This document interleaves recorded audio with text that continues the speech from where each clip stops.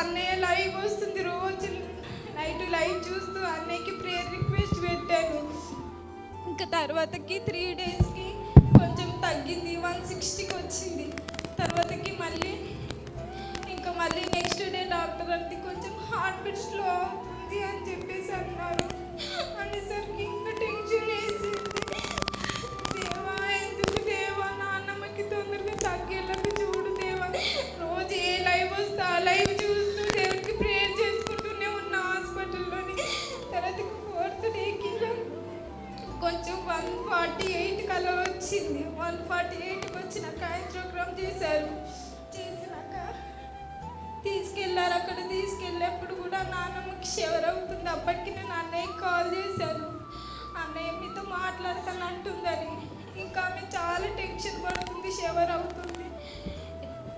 ఇంకా డాక్టర్స్ కూడా ఇంత షవర్ అవుతుంది అని చెప్పేసి కాసేపు ఆగారు. బీపీ మళ్ళీ పెంచుకుంటే మేము మధ్యలో ఏం చేయలేమమ్మా అని చెప్పేసి ఇంకా లోపలికి తీసుకెళ్ళినాక నాన్నమ్మకి అంత ఎక్కువ ఏం ప్రాబ్లం లేదని ఇక్కడ సర్జరీ చేయాలన్నారు. అక్కడికి వెళ్ళినాక ఏ ప్రాబ్లం లేదని యాంజియోగ్రామ్లో నార్మల్ రిపోర్ట్ వచ్చింది. దేవునికి చాలా థ్యాంక్స్.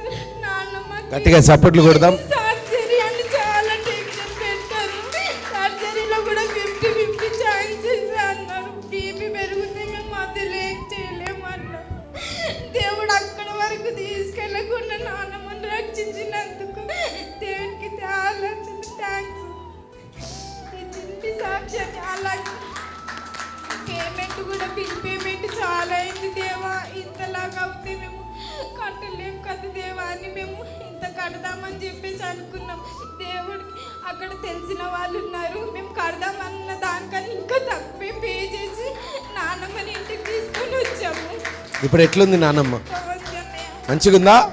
రైట్. పొద్దున ఫోన్ చేసినా మాట్లాడినా మళ్ళీ ఒకసారి కూడా అన్నయ్య వస్తాడు. Okay, God bless you.